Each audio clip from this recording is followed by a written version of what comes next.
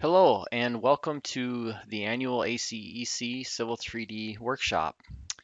This session is focused on the WisDOT Dynamo customizations and scripts. My name is Keith Sowinski. I am the Civil 3D implementation engineer for the Wisconsin Department of Transportation. So a quick introduction about what this class is really about. First, I just want to make it clear that this is not a class on how to use Dynamo or how to create nodes or how to create scripts. The focus of this session is really to introduce you to what WisDOT has done with its Dynamo implementation. So we'll really be talking about how we set up Dynamo for WisDOT use, and then we'll go into demonstrating some of the tools that we've created for Dynamo. WisDOT sees many benefits with using Dynamo. In the past, we've mostly utilized C# programming for our custom development, and this required us to outsource a lot of that work. With Dynamo, that type of custom development is within reach of non-programmers. With Dynamo, much of our custom development can now be done in-house by our own methods development staff. This makes custom development much faster, much more responsive to our user needs, and at much lower costs. Really, the only drawback that we've seen so far with Dynamo is user interfaces may not be quite as robust as what folks are used to with some of our C# tools. When we publish our Civil 3D standards packages, we aim to include everything you need to use that package in Civil 3D. With that said, we've included a WisDOT Dynamo node package that feeds our Dynamo scripts. Everything that you need for using the WisDOT Dynamo scripts is included in the C WisDOT STND C3D 2020 Dynamo directory. There are some really nice node packages out there for Dynamo. However, no other packages are required to run the WisDOT Dynamo scripts. To make sure you're properly set up to run WisDOT Dynamo scripts, check your Dynamo settings.xml file. If you haven't run Dynamo Editor before on your computer, running Civil 3D with the WisDOT profile will take care of this for you. It will automatically check to see that your Dynamo settings XML file exists. If it doesn't exist, it will copy it in and include the correct node package path.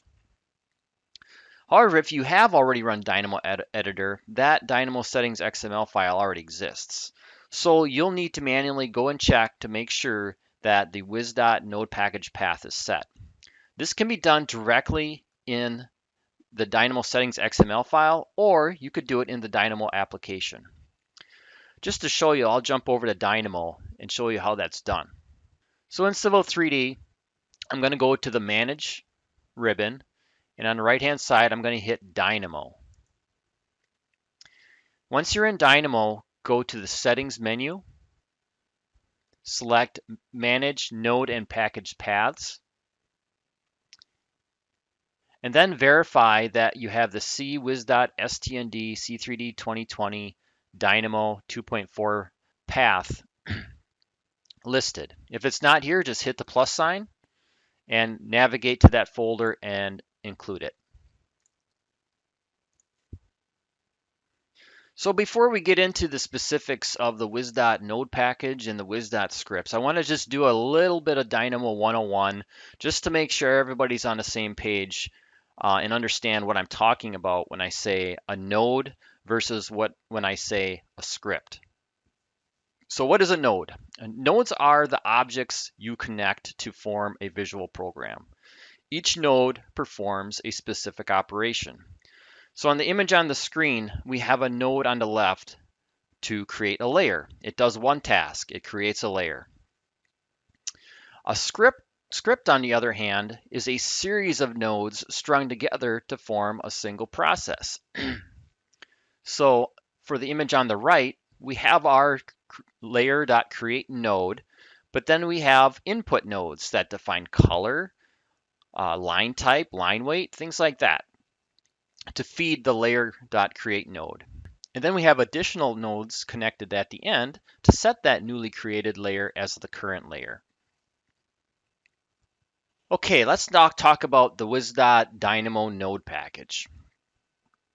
To node or not to node. So how do we decide when or if we want to create a custom node for Dynamo? Well, really, it just comes down to a few things. First, are we in the middle of creating a script where there isn't an existing node in Dynamo or a series of nodes in Dynamos that we can use to get the task accomplished, where we actually need to create a node to get that done?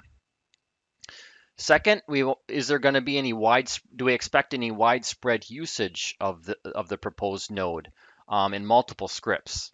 The nice thing about a node is once you create it, it's accessible for any other scripts that need that same process. Think of it kind of like a block. You create a block, now that block can be inserted many times in multiple drawings. And if users happen to be requesting a specific custom nodes, that's certainly a part of our consideration on creating one. So what's available now? Well, I think we're at about 48 custom nodes in the most recent WisDOT update. All are custom Dynamo nodes. They are not zero-touch nodes. So what does that mean? So there's two ways you can create nodes for Dynamo. A zero-touch node is actually writing the code for the node in C#, typically in Visual Studio. Then you would import that DLL into Dynamo. So it's compiled code. Dynamo custom nodes are nodes that are actually authored within the Dynamo interface. So for WisDOT, the Dynamo custom nodes make much more sense because it becomes open source at that point. Anybody can go and open up that node and see how it was built and learn from it, where zero-touch nodes are closed source. You can't see how the nodes were created and learn from it. So when you start using Dynamo, just let us know if there's any custom nodes that you think will be useful or you need for your specific task. We'll certainly consider adding them to our node package. Moving on to the Dynamo script library. All of WisDOT Dynamo scripts are designed to run from Dynamo Player. Dynamo Player provides sort of a pre-packaged user interface to run the scripts. Many users are never going to need or want to open the Dynamo editor, and Dynamo Player just makes everything easy access. We actually added Dynamo Player to each WisDOT ribbon for easy access. The nice thing about the button that we provide on the WisDOT ribbon is it also sets the script path. Let me jump into Civil 3D to demonstrate. So if I want to run Dynamo Player, I can go to the Manage ribbon, go to the right and select Dynamo Player. Dynamo Player will open, and it's going to open to the folder location that you last visited. So just for demonstration, I'm going to browse to a different folder. I'll just pick a folder that doesn't have anything in it. If I close that, I open up Dynamo Player. It's still at that same folder. Now what's nice about the button we provide on the WisDOT ribbons is when I click on this, it's going to automatically set the path in Dynamo Player to the path of the WisDOT scripts. So when I click on that, you can see Dynamo Player opened, and if I browse, you can see it's open to our C WisDOT STND C3D 2020 Dynamo scripts directory. So you never have to worry about navigating to different directories. Once you're in Dynamo Player, you'll find that our scripts have one of three different prefixes that helps categorize them. We have create, action, and report. If a script has a create prefix, that means the script is going to create an object in Civil 3D. Maybe it's creating a corridor surface, for example, or an alignment. If a script has an action prefix, that means an object is somehow being modified. It could be a style that's being modified or any object that's being modified. And finally, we have scripts that have the report prefix. These are scripts that are actually mining data out of Civil 3D and reporting it in some way. It could be sending it to a PDF, a text file, or an Excel file, for example. I highly encourage you to use the built-in filter search functionality of Dynamo Player. It works really well to quickly find scripts. As we start to use Dynamo more and more, the script library is going to continue to grow. And that filter is going to make it much more easy for you to find what you're looking for. So what have we done so far with our Dynamo scripts? Well, the focus so far has been mostly on replacing our existing tools when it makes sense. Specifically, we've been really working hard on moving our reports over to Dynamo. So if you remember, our reports are located in the toolbox in Civil 3D. Those will soon be retired and everything will be moved to Dynamo. In fact, I think we have all the reports done at this point except the culvert and storm drain report and the points to surface comparison report. But those are very close to completion, and I would expect them to be complete by the next update or two. We've also been looking at opportunities to speed up certain workflows. The latest WisDOT update included a script to automatically create alignments from our beam guard blocks, automatically create corridor surfaces,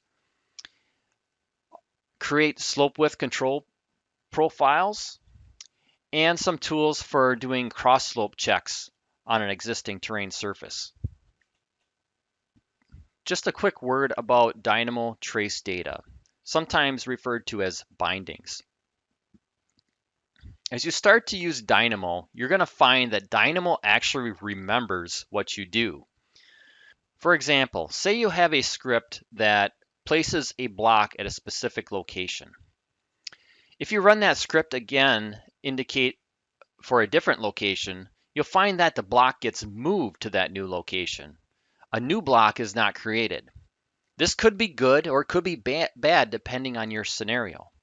The fact that Dynamo remembers that that initial block was created with the script is what we're talking about when we refer to trace data or bindings. So where is this trace data stored? Well, if you run Dynamo Player, that trace data is stored only in the DWG. If you happen to run the script with Dynamo Editor, the trace data is stored both in the DWG and the script file or the DIN file. So if trace data is not wanted, you're going to want to be using Dynamo Player because that gives you the opportunity to remove that trace data if you need to. We've actually provided a tool on the WisDOT ribbon called the Remove Dynamo Bindings tool. It's located on the pull-down menu right next to the Dynamo Player button. This command will actually remove all Dynamo trace data from your DWG database, so you'll want to use it wisely. If you happen to have a drawing where some things you want the trace data remembered and some things you don't, this tool is actually going to remove all the trace data. So keep that in mind. So what's next? Well, we're going to continue to replace existing tools that fit well with Dynamo. One of our goals is to limit the amount of our custom development that we need to outsource. It's very costly and takes time to get those tools developed when we outsource it. With Dynamo, these things can be done much quicker. So the more we move to Dynamo, the more nimble we can be with our custom development. Soon we're going to need to migrate all of our custom nodes and scripts to use Python 3. Currently, Dynamo is using Python 2.7. So this migration process is something we're going to need to take care of in the near future. Some possible new initiatives? Well, we have some ideas to improve workflows in different areas. Things like automatically creating alignments with our intersection blocks. Finding ways to automate corridor targeting. And we see a lot of opportunity to create a system for QTO with Dynamo. Now, before I move on to the live demo, I do want to give a quick disclaimer, especially since Dynamo scripts and our custom nodes are completely open source. The current WisDOT Dynamo package is the result of 1 year of learning, starting at 0 when it was first introduced. I believe all the nodes and scripts function as intended, but there are many things I would do differently knowing what I know now and what I've learned. So I do expect that the current nodes and script libraries will evolve and improve over time. So I guess what I'm getting at here is take the WisDOT Dynamo package, learn from it, but also understand that there may be better ways of doing things. So let's jump over to Civil 3D and take a look at some of our Dynamo tools. So before I go through some of our scripts, I just want to jump into Dynamo and walk you through what's in our current node library. So I'm just going to jump in to Manage, Dynamo. I'll just start a brand new script. So if you've never been in Dynamo before, this is what it looks like. All the nodes are listed on the left-hand side of the interface. You can also access nodes doing a right click and search by typing in what you're looking for.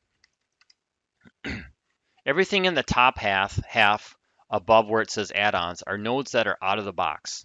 That's everything that comes with Dynamo. Anything below the add-ons are any packages you have installed. So here you can see our WisDOT node package. So let's browse through this a little bit and see what's included. It's broken down into various categories. The AutoCAD category is focused really on DWG document level things and AutoCAD type things. The Civil 3D section is specific to Civil 3D objects. The Forms section is really using the Windows.net API for Windows Forms, such as creating save as dialog boxes and things like that. The Geometry section is used for getting information or manipulating Dynamo geometry. Map 3D is specific to Map 3D operations. We have a folder here for photos. So this is for getting information from photos, such as GPS location. And then we have a general bucket called script. These are just general nodes that are useful just for general scripting processes. So let's look at AutoCAD. We have another folder in here called document. There's only two nodes in there. One is just to regenerate the model. So that's like typing in regen all at the command line. We've got one called get units in zone. So this is like going into your DWG settings. You can get your coordinate system code, units, and things like that. Plot style mode. So it's fairly useful. We have objects. So here we have a node where we can add a hyperlink to any object in AutoCAD. So if you click on that object in model space, it'll take you wherever that hyperlink is pointing to. And then the next two are very useful because currently Dynamo for Civil 3D has a node where you can select a single object in model space. However, there's a lot of times where you need to select more than one object. So we created a node that allows you to do that. We have the select multiple objects node. And it gives you the option to have a custom message at the command line and gives you the option to allow you to select objects more than one time. The one above it called filter by DXF name is intended to complement the select multiple objects node. If you hook those two together and then you enter a string for the DXF name of the object type that you really want, then if you happen to select maybe you window select an area, you get a lot of objects, but maybe you only wanted feature lines, but there's some alignments or labels that happen to be in that selection set as well. It'll filter out just the feature lines, so you're only processing what you want. Then we have another folder called layer, and there's not much here, just one node, but it's kind of important to us because what it does is it allows you to set a layer's color index. The nodes out of the box in Dynamo only let you set color by the RGB. So the color definition that's defined by the three numbers, 0 to 256. So especially when using CTB, you want to be able to use the index colors, 0 through 256. So this node allows you to do that. Moving on to the Civil 3D section, we have quite a bit under alignment. So what this allows you to do is it allows you to create an alignment two different ways. The create alignment nodes just creates an empty alignment bucket. So it's an alignment object in the database, but it hasn't been defined with any geometry yet. Then we have one to create an alignment from a polyline. And then we have a couple here to actually add some alignment geometry after you've done the create alignment node. So once I create an alignment, I can add a fixed line to it with a start point and an end point. I can add a fixed curve with 2 through points or radius, and then whether it's clockwise or counterclockwise. And then I can also, if I don't like if I need to like redefine an alignment, I have the clear alignment entities. So this will take you back down to an empty alignment bucket. And this is a handy one, especially for reporting. Let's say you have a station value and you need it to be formatted as a station with the plus sign. So we start from just this digit here to now we have the 1213 plus 45. We have a node that'll reverse an alignment's direction.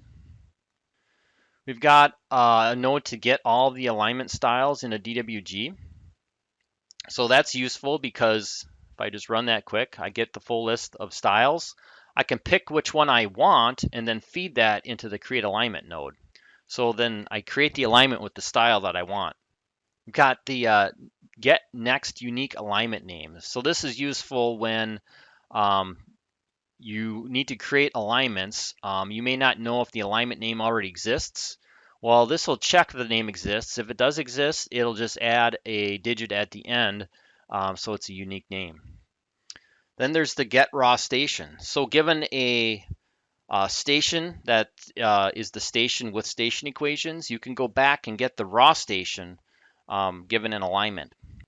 Now, just to keep in mind, this one only supports alignments that have station equations that are increasing. So if you happen to have one that is a decreasing station equation, this is not going to work for you. See, we have get slope at station. So if you enter in an alignment and enter in a station, it'll give the super elevation information for that particular station.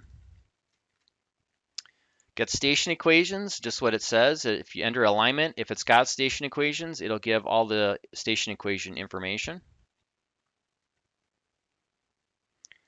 This is a useful one. Given an alignment and given a raw station, it'll give you the station with equations. Very useful for reporting. Then we have super elevation critical stations. So given an alignment, it'll then give you all the super elevation information for that alignment. Moving on, we'll go down to profile.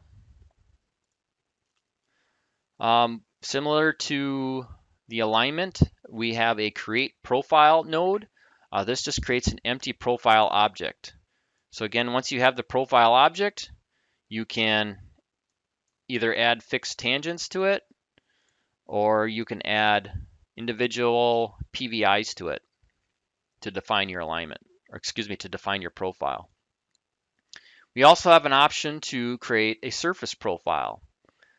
Given an alignment and a surface, then you have all the inputs you would normally have with the dialog box right here. You can create your surface profiles.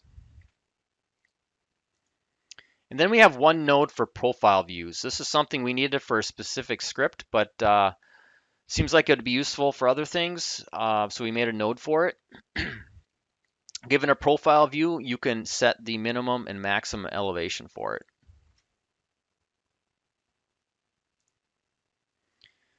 All right, then we got Kogo point. There's only two in here. One to get the Kogo point location, so that's your X, Y, and Z. This one we might actually retire because we can get the same functionality out of some of the out of the box nodes. But then we also have Kogo point number. This one is something we need. The out of the box nodes do not give you Kogo point number. They only give you Kogo point name. Under corridor, we have the ability to create corridor surfaces. And then we have the ability to add feature lines to the corridor surface definitions and links to the corridor surface definitions. And then the folder, this is one of my favorites. You can actually create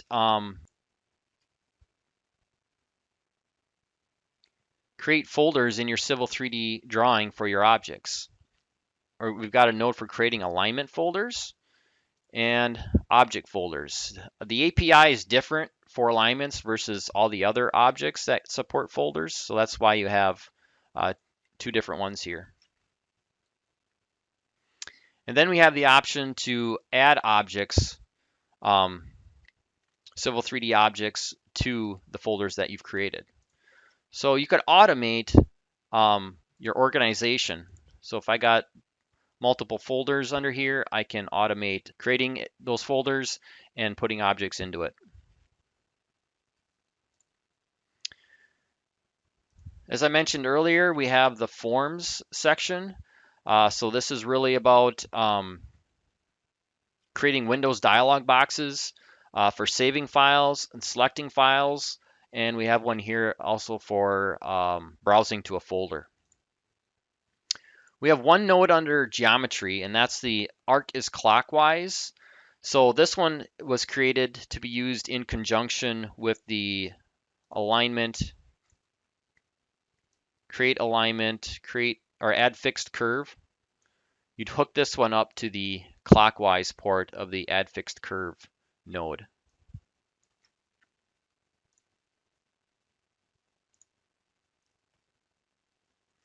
For map 3D, we just have two of them here. We've got converting lat long to X and Y, and then going from X and Y to lat long.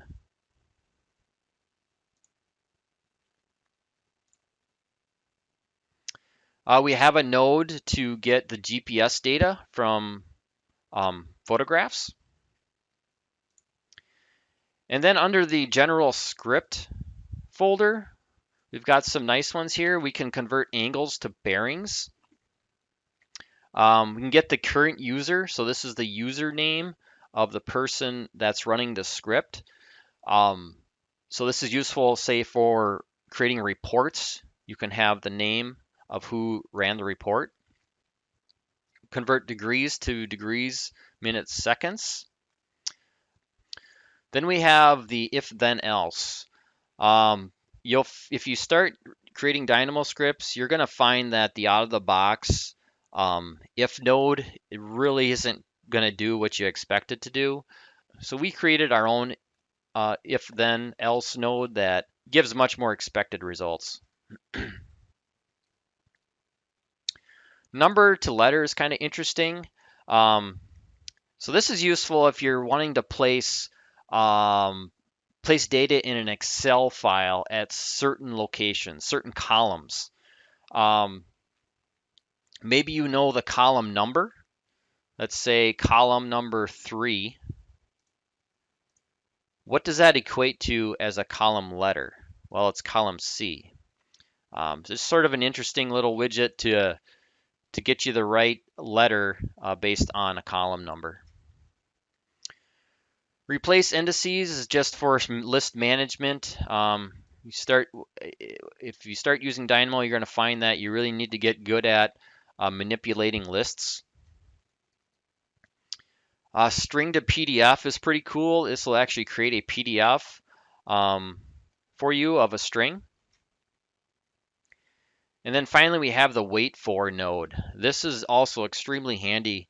The thing about Dynamo is it's sort of, if you have two separate paths of nodes that are completely unrelated to each other, but they exist in the same graph. They're going to run at the same time. But sometimes you don't want things to run at the same time. You want maybe one part of the graph to wait for another section of the graph to run first. Well, this is what you'd use that for. So that's the WisDOT node library in a nutshell. Let's go ahead and take a look at some of the scripts we've created. So as I mentioned earlier, the best way to access the WisDOT scripts is to go from our ribbons and click Dynamo Player, because that'll take you directly to our script library. So we've got quite a few in here already, and we're not going to have time to go through all of them. So I'm just going to hand pick a few that we think you're going to find handy. So the first one I'd like to show off is the Create Corridor Surfaces script. So when you're in Dynamo Player, you'll see that it looks like a giant play button. I often refer to it as a play button. It's the Run Script button. Then you'll see the Edit Inputs button. And then the little pencil is the Edit in Dynamo button. You're almost never going to use the pencil one, the Edit in Dynamo one. The scripts are already done for you, so you don't need to edit them. In most cases, you're going to go to the Edit Inputs button. That will open up the Dynamo script in Dynamo Player, where it'll show you what inputs are needed to run the script. In this case, we're going to create corridor surfaces automatically without having to go into the corridor dialog. So the first thing we need to do is select a corridor. So I'll just select any corridor here. I've got a small one there. And this is all preset, so you really don't have to do anything else. With all the standard top surface feature line codes to create a top surface, we also have down here a datum surface with the most typical datum surface feature line codes. So if you had a corridor that maybe didn't use all these codes, that's okay. You don't need to take them out. This script will actually identify which in this list exist in the corridor and only add the ones to the corridor surface definitions that do exist. In addition to that, if you had any custom codes that you added to your corridor assemblies, maybe with a marked point, you can just add those to the end here. Just put a comma and add, my code. So then there's an option to rebuild the corridor right away after you build the surfaces. We don't have that set to true by default, mainly because some corridors can be so huge that maybe you don't want to wait for it to rebuild at that time. You just want to get the surfaces created. In my case, I just have a tiny corridor, so I'll hit rebuild corridor as true. Then you just hit the run script button. You can see that up above it says the run completed. If you see this in green, it was most likely successful. This corridor, so if I go over here, corridor surfaces, there's the two surfaces that I just created with the feature lines that existed in that corridor and were in this list were then added.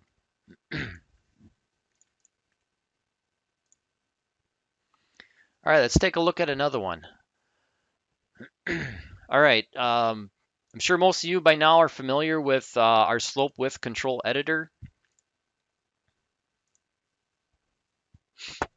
used for making slope width control profiles.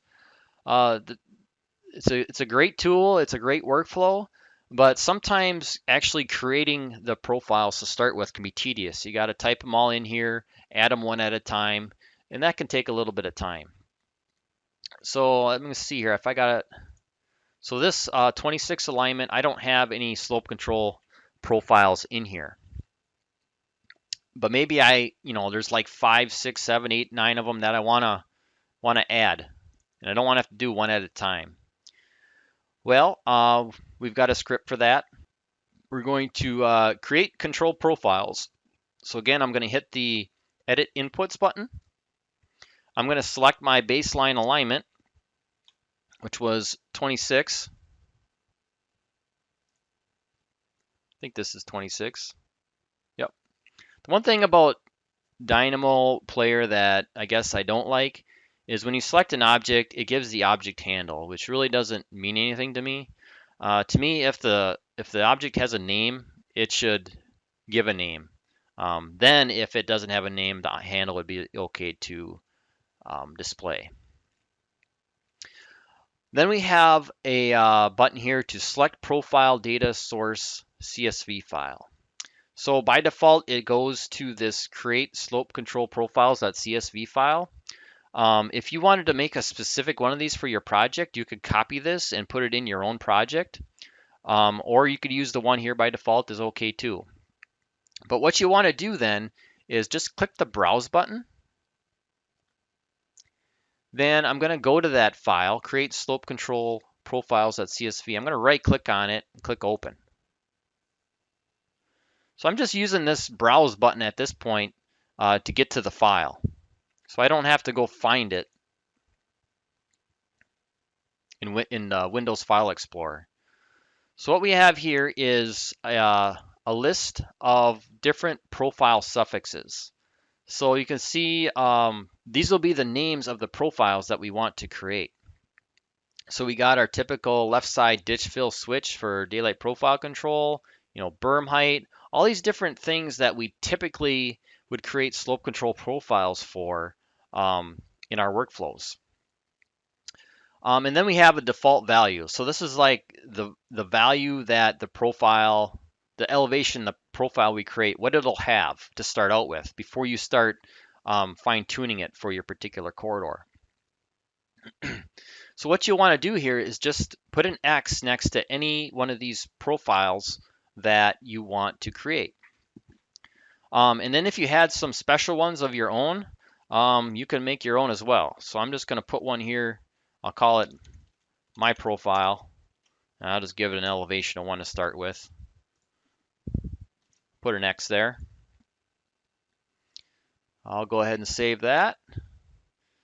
And then I'll run it.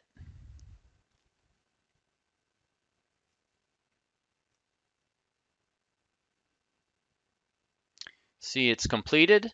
Now if I go back over to Toolspace Prospector, you can see now I have all those profiles have been created.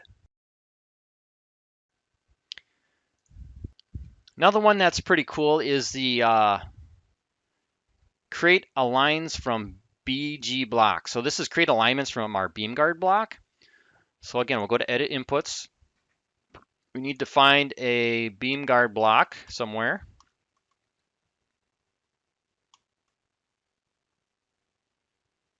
So we've got one right here. What this will do is I'll select the block. I'll select my main road alignment that they're based on. I'll hit play. And what it's going to do, I just want to show you this. It's going to create under miscellaneous alignments, it's going to create a folder like this with the station of the end of the end terminal. And it'll have all your alignments that you need in here. So I'm going to hit play.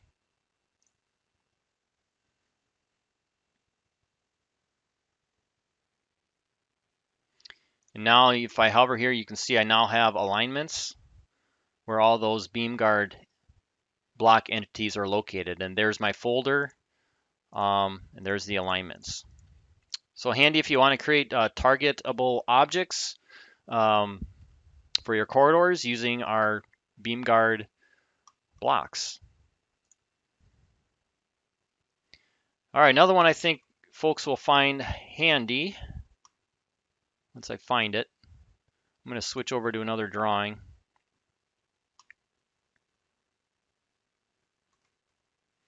All right, let's say I need to make a point table. I'm going to go to annotate, add table, add point table. We'll just do this point name YXZ, for example, to all points. And we don't need to split it.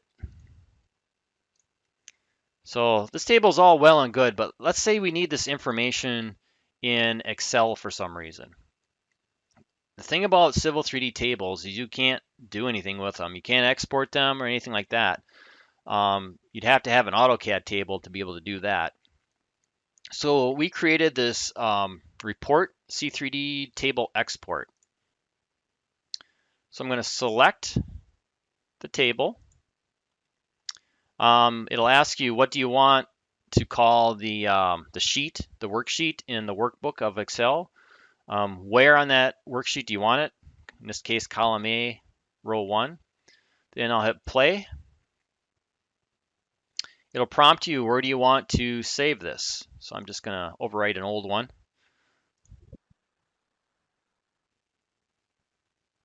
And on my other screen, it opened up.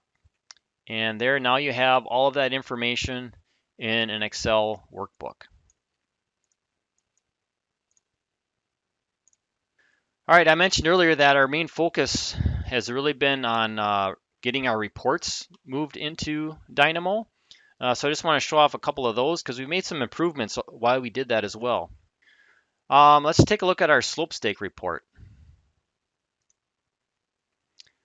So the first thing you do is you select the baseline alignment.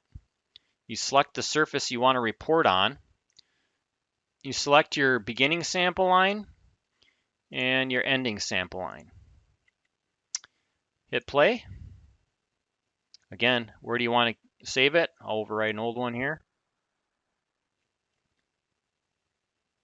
And then it creates our slopestake report.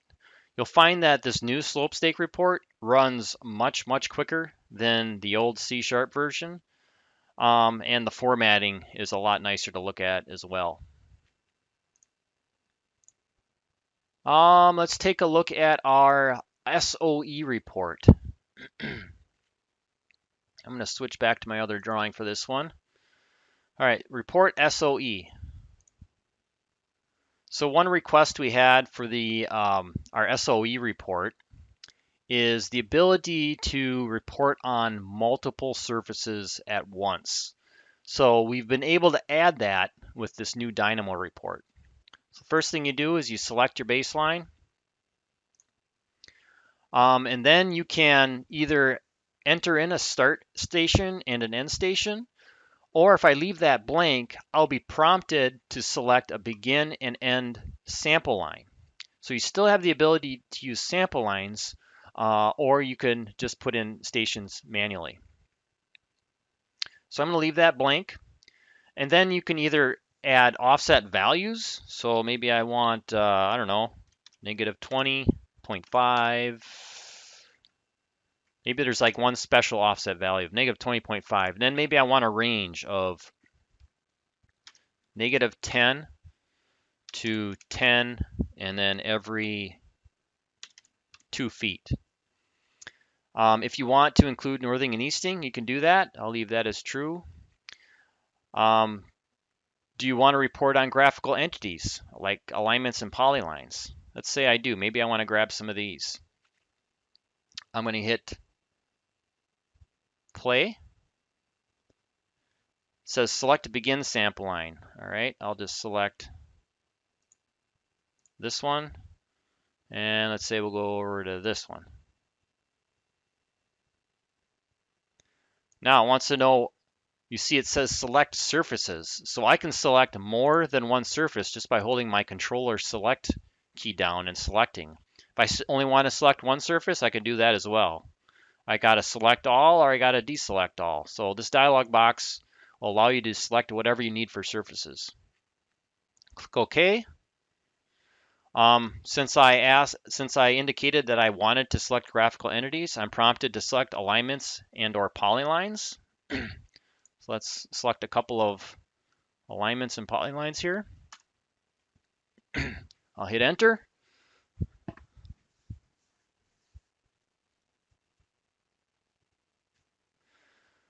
Then you'll be prompted to save the file. I'll just overwrite this old one.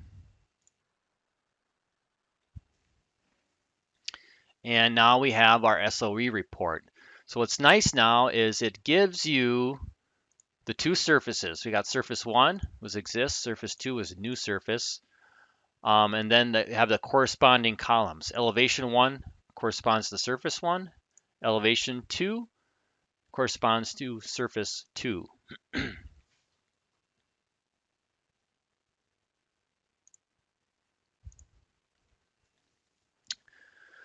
What else can we look at? Another good one that you're going to be probably using in the near future, because we're going to change how we want people to report super elevation for the contractor data packet.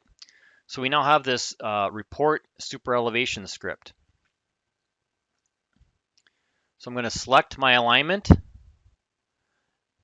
and then you have to indicate whether it's a 2-lane or 4-lane. And all this is really saying is, if you remember all the buckets that are available in the Civil 3D super elevation tabular editor, you've got left outside, left inside, right outside, right inside, that type of thing. Well, if you select 2-lane, it's only going to use those outside buckets. So left outside, right outside. If you select 4-lane, it's going to use all 4 of them. It's going to use left outside, left inside, right outside, right inside. So we'll just do the 2-lane for now. Hit play. Just like before, it'll ask you to save the file.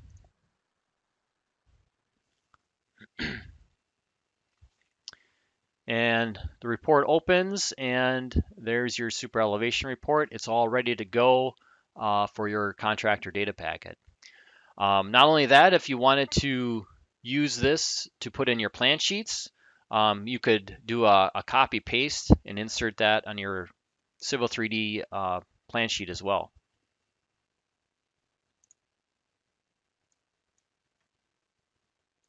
All right, we'll do one more tool. Just because we've made some improvements to this one as well, I might as well show it off. The course table. Our course table report hasn't been working all that great for some time. So once we went to Dynamo, I decided we're going to fix this thing once and for all. We added some more options to it. So this gives a good course table. It gives a good closure report if you want one. Not only that, is it gives you more options about what you put in the course table. So now, not only will it give you the point numbers, you now have the option to include point names and point descriptions as well. So here you'll see you have the option to pick the precision that's reported for bearing, distance, and coordinate values. So the number here is just the number of places right of the decimal place. So basically, in this case, bearing is going to be to the nearest minute, or excuse me, the nearest second. All right, so let's say if I wanted to include point names, I'll toggle that on. If I want to include point descriptions, I'll toggle that on. Same thing with point coordinates. Maybe you only want a course table. You don't need a closure report. You can turn that off. I'll turn it on just so you can see what it looks like. Go ahead and hit play.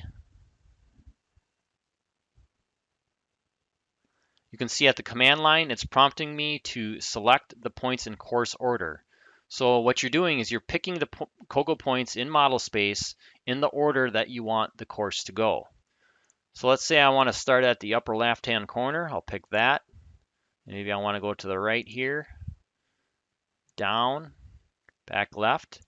And now, since I want to have a closure report, I actually need to close this traverse. To do that, I need to select the first point again. You can see it indicated. Yep, that's a duplicate. So that's what we want to see. Then I'll hit enter. And we'll go ahead and save our file.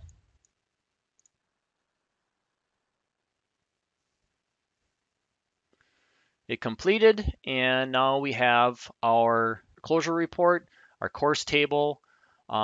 Everything's at the precision levels that we specified. And now we have the option for including point names and descriptions as well. So that's about all we have time for. I guess with that, we will open this up for questions.